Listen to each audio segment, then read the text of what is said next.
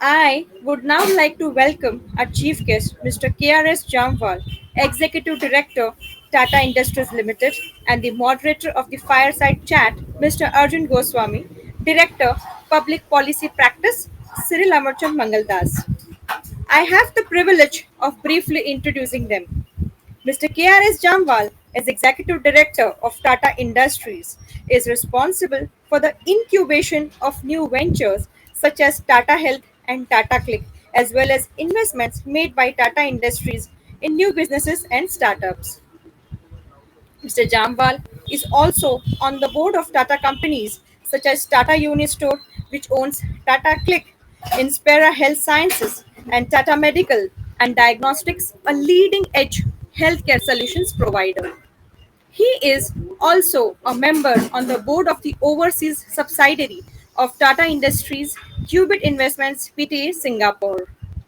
He represents Qubit on the boards of Flism AG, I3 Equity Partners, a Tel Aviv based technology incubator in Internet of Things and Industrial IoT, and SDX Partners LLC USA, which provides seed funding to student initiated business ideas at the Massachusetts Institute of Technology, Boston.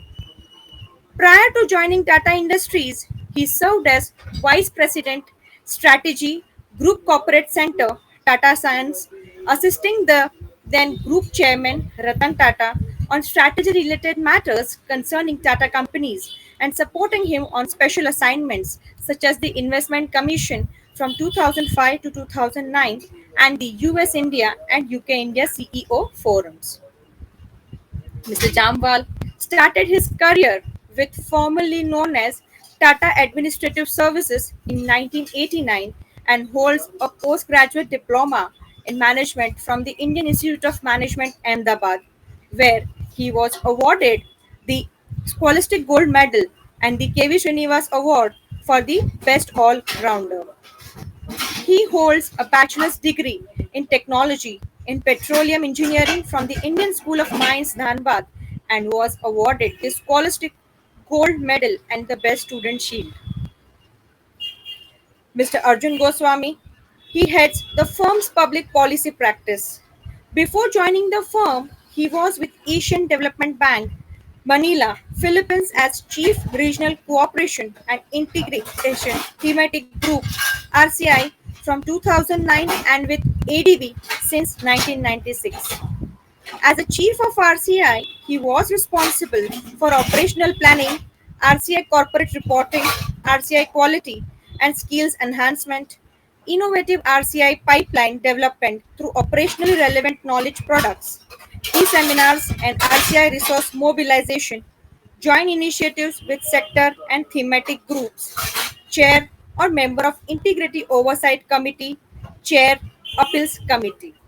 He has also worked with Standard Chartered Bank Mumbai as head of legal and compliance from 1992 to 1996 and as an attorney with Swidler and Berlin, Washington DC, USA from 1987 to 1992.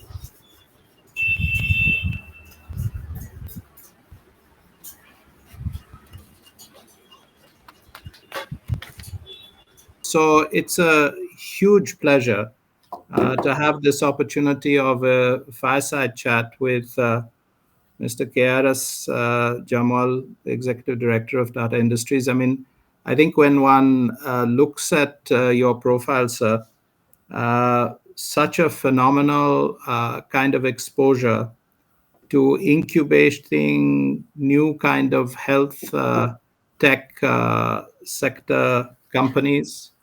You're on the board of a tech incubator, so I think this will be a very exciting opportunity for discussion and to hear your views. Thank you, Arjun. That's very kind of you. And actually, the I must mention that the three or four companies I take most pride in being associated with are Tata Click, which was my brainchild and which I thoroughly enjoyed growing with the team.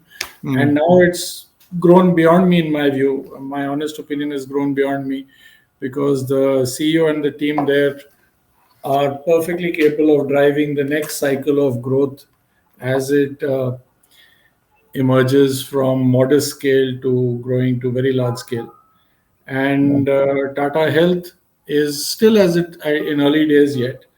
Um, Tata Class Edge is also something that will grow over time. So yes, I yeah, it's it's been I would say it's been a privilege to be allowed, and only the House of Tata allows you to be uh, independently entrepreneurial, let's say, and gives you that freedom and that scope to within boundaries, of course, but to actually create new businesses. So it's been a privilege.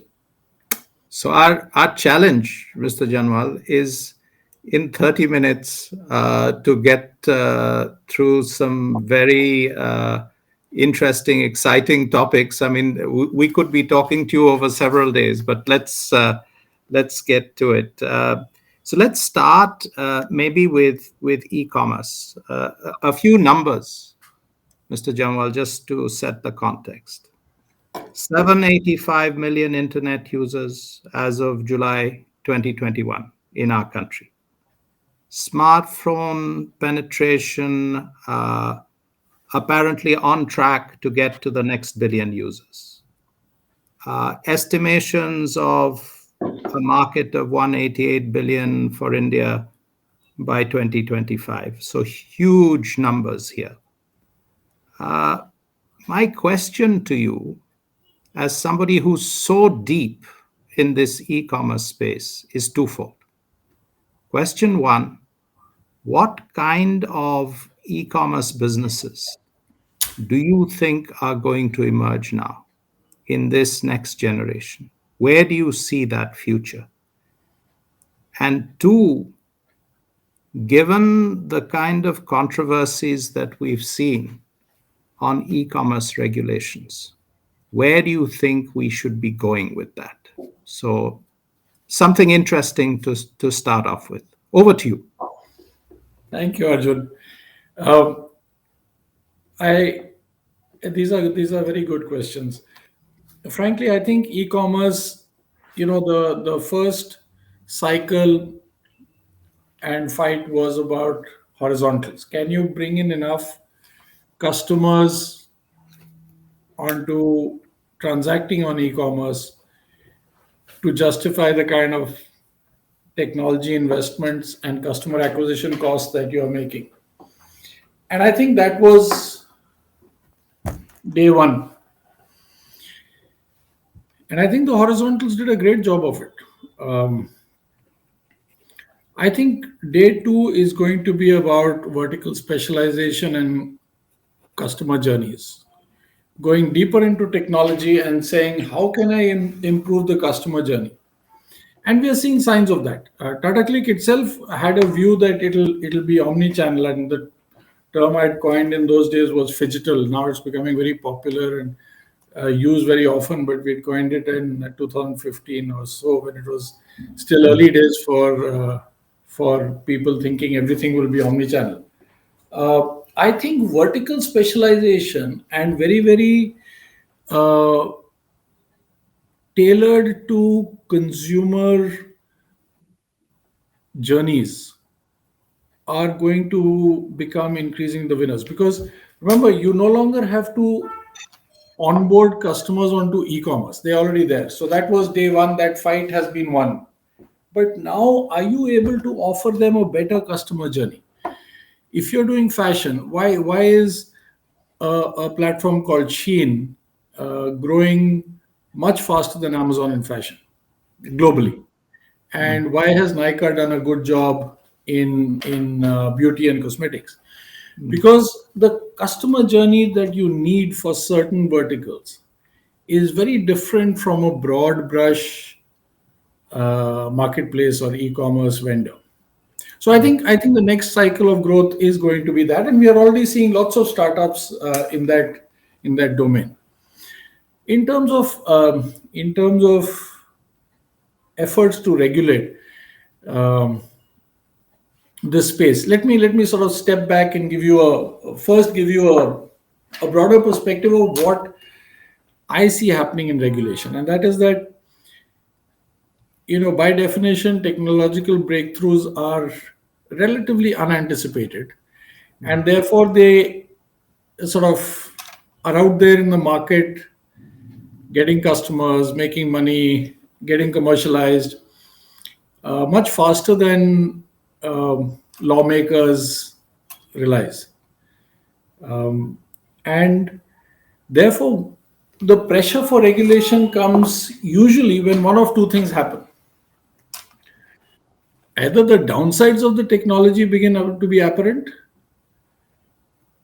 and we are seeing a lot of that in some of the US Congress hearings on Facebook and Instagram, or the monopolistic nature begins to become uh, a potential for stifling competition. And there've been hearings about Google, and is Google too dominant in search, etc., etc.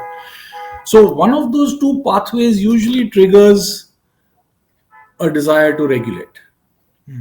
The third pathway, of course, is when the technology is very disruptive.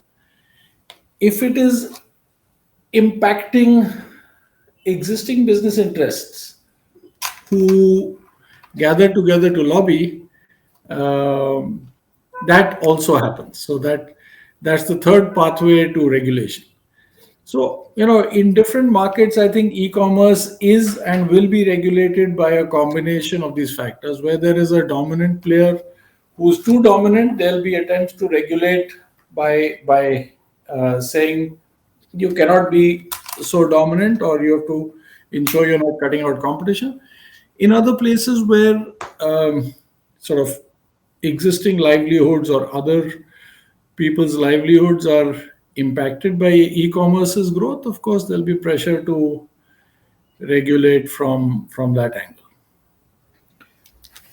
Fantastic kind of balanced view from you, Mr. Jamwal, trying to sort of anticipate where the regulator and government may be coming from when they're dealing with this. And I think perfectly fair comment from you that law and regulation, those of us who are lawyers like me, tend to be slower than technology gurus like you, and we're playing catch up as There's no there's no technology. there's no value judgment there, Arjun. There's no value judgment there. I should. Very sweet of you. Very sweet of you. Very sweet of you. No, there's a reason why I'm saying there's no value judgment there. Actually, I would not want you lawyers to get into the act too early, because then you may well stifle the Yeah, technology or innovation. innovation. Yeah. If lawmakers and lawyers got involved too early in technology, or governments got involved too early in technology, and not more as a regulator and not as a facilitator, it would be a problem. You may end up killing innovation. So I would prefer that it stays the way it is. And yes, fortunately, most technologies, the good things are out first, and the downsides come later. I mean, 10 years ago, you, me, everybody would have said, oh, Facebook is a fantastic way to get together with friends and families, and keep in touch. Usually in most technologies, the downsides appear later. And I mean, the one example which probably is different is nuclear fission, which was very early in the game, devoted to lethal weapon use because of World War II, and the sort of positive use came later. So there are some exceptions, but for the most part, technologies are for the good and go into the market for the good. And then once the downsides appear, people begin to say, no, no, no, no, we need to regulate, we need to make sure that uh, people are not impacted by the downsides. All very, very fair points. I hope, Mr. Jamal, you're throwing out also a challenge to those of us who are in the profession, which is that we should try hard to be part of a co-creation process on the pilot side, rather than be a drag on the process. But maybe that's a journey we have to still go through. Let me turn to a very sort of disruptive technology area, which I think you know well, which is, AI, artificial intelligence. And I mean, we're seeing a tremendous sort of flowering of AI applications, from customer data driven analytics through to drones, and application of drones in ways that we could probably never have imagined even a year or 2 years ago. So the question now is, in this emerging area, where should we go? Because again, different countries are adopting ethical AI principles. It's been done by the European Union. We ourselves have Niti Aayog coming out with some things. What do you think is the challenge? I mean, you detailed it so nicely with regard to e-commerce. What do you think we have to do on AI to make sure we don't stifle that innovation drive, but manage, as you rightly put it, the downsides? Over to you. Good question, Arjun. And I will simplify it by saying, uh, firstly, very few businesses today who call themselves AI are actually using AI. Having said that, the availability to use of things like GPT-3, transformers, DeepMind, these are, and the speed at which things are developing, especially in the whole AI machine learning space, and the space at which transformers has not only been developed but has sort of come to market, uh, definitely implies that there'll be many more users. And you will have a back-end AI, which, because the same AI can power search in e-commerce, and that same AI can actually help and power a mental health AI piece, which improves the ability to assess what the person's state of mind is, whether they're using text or voice. And and that's where intelligent regulation that views AI as something that can have downsides as a tool if used without validation. So, what would I do if I was uh, a regulator or a potential lawmaker? I would say, if it's a tool, and remember, AI is going to go more and more from tool to inference. If I was to view it as a tool, I would say any AI that is actually used in your product has to be graded depending on what your product does. So if that product is going to be used for medical purposes, then I need a much greater degree of validation that it cannot go wrong, or after the AI there is a human being who gets involved, or checks or validates the results. But if it is in, and remember, the same GPT-3 can be used for search. If all it's doing is powering search on a brand's website, uh, it doesn't really need to be regulated, because at best it will give you bad search results, which means nobody will use that website. Uh, so it'll depend on the application. And just like, let me give you an analogy of at least the one which I liked when I was discussing with some colleagues. When you have medical devices, you have regulation which depends on the class of the medical device. And deeply invasive, mildly invasive, Yeah. non-invasive, purely therapeutic. And depending on the class of the medical device, you have either much greater regulation and need for clinical trials, or much lighter. And I think we have to approach things like AI in that context, where the inferences drawn from AI are going to have an impact on a person's ability to travel. Let's say it's being used for facial recognition, or a person's ability to sort of be assessed for a fine or things like that. You need much greater sort of sanity checks on, what's the likelihood that the AI could be wrong, or could be doing racial profiling, or could be uh, uh, could be giving results that are not fair. So I think it has to be depending on the use case. AI in itself, and this is true of many technologies, Arjun.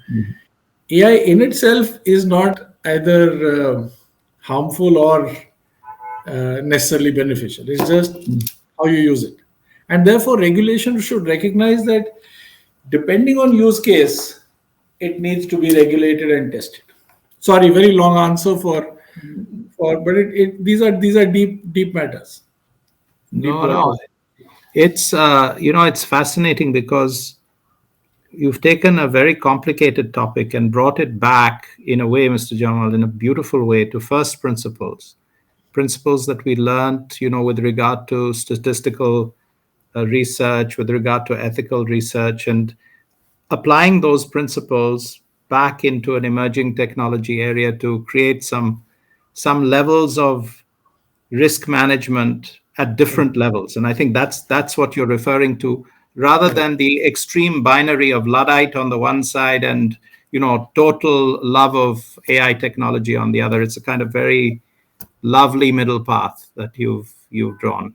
Um, so I think in the sustainability space and the circular economy space, we now know, Mr. Janmal, just switching gear, that India has at COP26 through our Prime Minister announced net zero 2070. So we've basically joined that second middle group of countries, right? We're not at that 2050 level, but we're right there with the China, Singapore, that kind of grouping. And big numbers again are being thrown around, both in terms of adjustment costs that we would have to go through in difficult transition sectors, as well as opportunity. There's talk of $15 trillion over the next 50 years for India, and jobs as well. Um, how should we really approach this? Because in some ways, if we are to meet these targets, even the 2070 targets, it suggests that we would have to decarbonize a whole range of sectors, including the transport sector. How are we going to approach that, given the challenges that we're facing in the transport sector? What do you think technology firms can do? And are there likely to be some unintended results? This is three questions in one. But the reason I'm raising the unintended results with you is the following. If we decide to push forward on the EV direction, it will also mean that we need more lithium, which we have to mine. So, what do we do? How do we manage this conundrum? Over to you, Mr. Janwal. Interesting question, Arjun. But let me say this: two inputs to your and the viewers' perspective. Firstly, 10 years ago, if you had told me, is there enough momentum and public opinion behind tackling climate change, I would have said not at all. And that was the first cycle of technologies that I saw a lot of flame outs, whether it was batteries, whether it was fuel cells. There were a lot of flame outs because in the early thousands, there were a lot of companies that got into everything from fuel cells, hydrogen, biofuels, and batteries. And around 2010-11, there were a huge number of flameouts. And of course, partly because of the technology development is when solar prices absolutely plummeted in 2011-12. Today, I think there is absolutely no doubt that very large numbers of the public are concerned about climate change. And the moment the public is concerned, lawmakers are concerned. And the moment lawmakers are concerned, at least policy, supportive policy is almost a given, and we are seeing all of that. So one underpinning that I want to flag to the viewers is everybody agrees that there's no doubt this is something that needs to be tackled. The second thing that gives me great optimism is look what the world was able to achieve in COVID because three key actors work together: government, labs and tech companies, and the entire corporate sector. So, government provided policy, funding, and regulatory flexibility. The labs and the R&D setup had already done work on everything from mRNA to other kind of vaccines, and they were ready to push it out.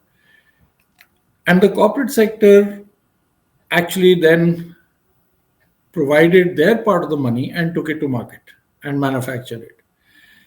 If we can work at, literally to use the phrase that was used by the Americans, warp speed, if we can tackle COVID at warp speed because lives are at stake, then the only reason that climate change is taking so long to address is because people don't think lives are at stake in the next day or week.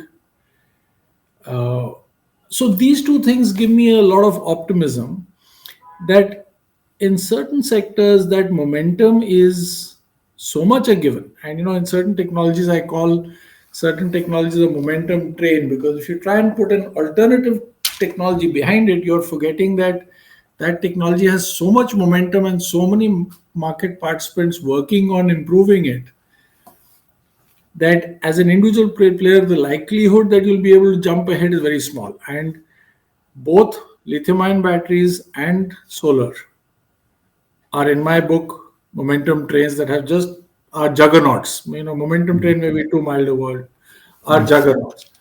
What the government with R&D setups and business need to do together is, where else do you need such juggernauts?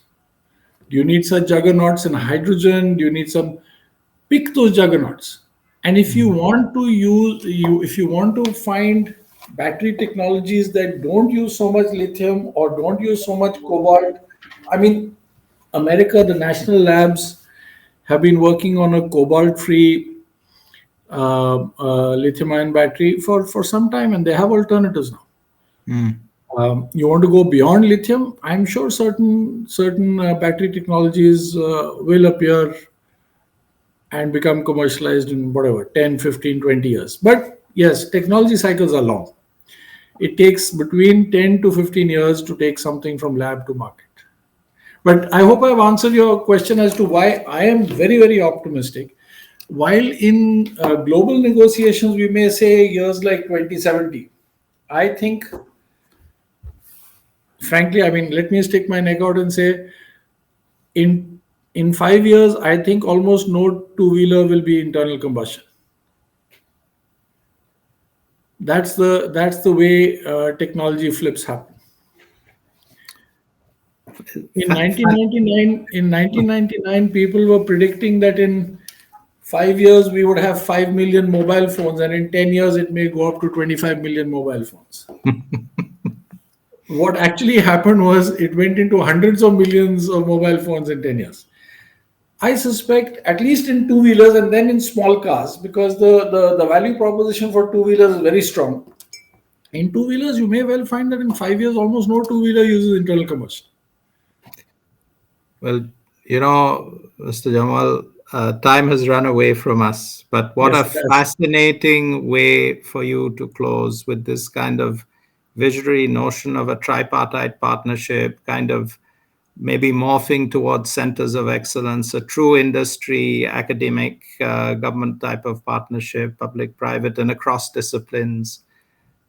Things which can really power us forward. And maybe the only thing I would say is the vision you're painting suggests that businesses have to get ready for this. They have to prepare for this new future. The way that you are driving forward the House of Tatas, every every business will have to go through it. And that's the message, I guess, that I'm hearing from you. Um, That's putting it very kindly, Arjun. But yes, I'm an optimist. I think if you want to be entrepreneurial and you want to be in the technology domain, you have to be an optimist.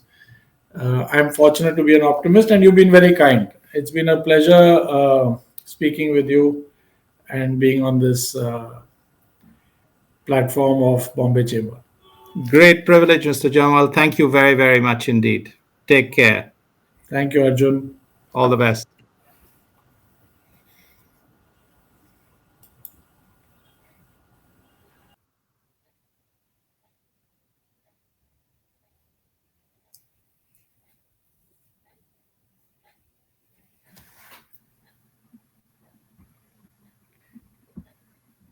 Um, there's a question which has come from the audience regarding the readiness of Indian companies Hmm.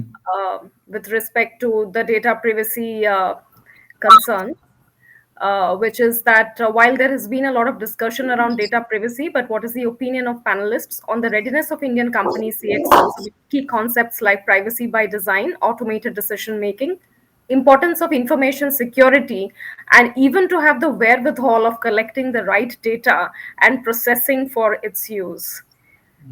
This is Sorry, also a Atri. question I have received in the past in forums with startups and smaller companies. So it's an Sorry, interesting Atri. question. I had gone backstage for a couple of minutes. Just give me the gist again. Is that question for me or for Arjun? It's for Mr. Jamwal for sure. Sir, it is what is the readiness of India Inc. to actually get on board with all the requirements that the new data legislation might bring. Whether it is privacy by designs, what would be the liabilities around automated decision making. So how do you see, or where do you think India Inc. is in this journey? India Inc. is like all things a bit of a bell curve.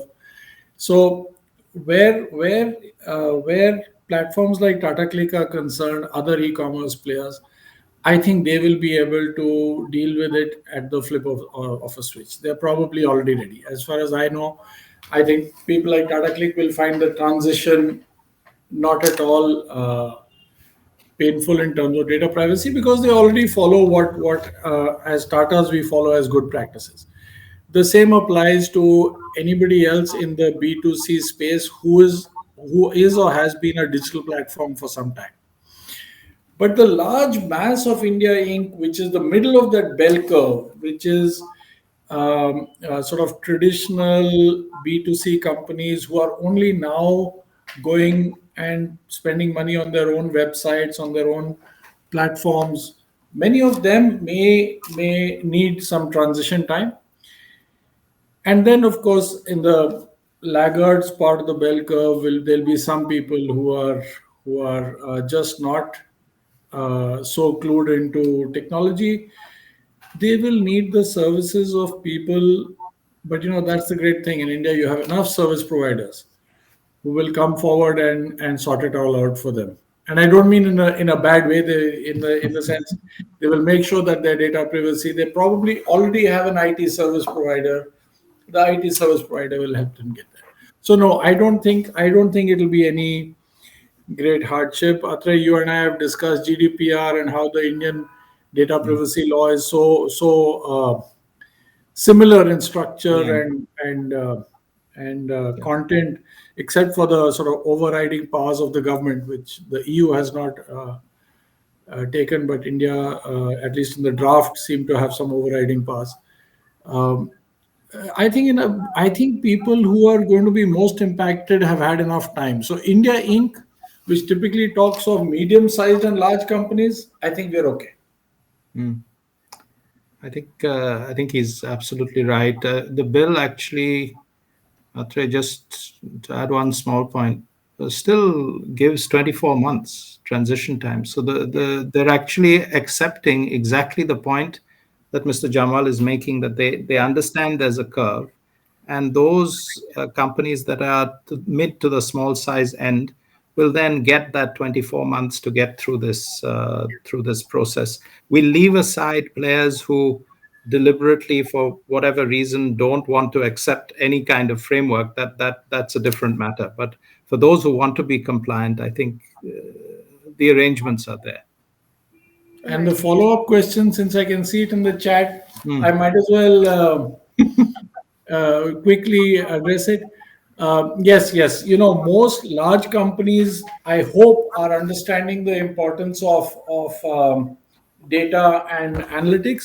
In fact, I have to say that I'm quite proud of a division of Tata Industries, which has a COE called Tata IQ, which does only data and analytics, predominantly for group companies, because we found the best way to proliferate um, and make sure companies adopt the best practice is to have a COE, which then literally goes and evangelizes um that aspect. And Tata IQ does exactly that. But I think there's some distance to be traveled before companies realize how much of a competitive advantage it has the potential to be. And therefore the early adopters will gain that competitive advantage for some time before others catch up in terms of data and analytics. But I think everybody is aware that they need to do something about So, the beautiful part of Mr. Jamal's answer, this is beginning to sound a bit like a bromance between him and me. But the beautiful, but the beautiful part of his answer is that this center of excellence idea that he's talking about, actually, if you connect the dots, it connects up to what he was saying earlier about the corporate academic kind of collaboration, because that's what centers of excellence can do. That's what the Germans did in the Ruhr. That's the kind of vision he's painting. And I think if we do that, then the data analytics side will really start to flow. it. Yeah. I think we've gone way over time, if I'm not wrong, Atre. I was frightened of the clock, but luckily Atre was not, and the questions deserved answering by Mr. Jamal, certainly.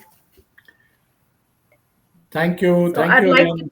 I would like Sorry. to take this opportunity to thank both of you heartily for giving your time. And it's been a great experience, I'm sure, for the entire audience to hear both of you and covering such diverse areas within a very short span of time. So thank you both very much, Mr. Jamwal and Mr. Goswami. Thank you. Thank you Thank very you. much. Thank you, Take Arjun. care. Thank you, All the Atre. best. Take care. Bye bye.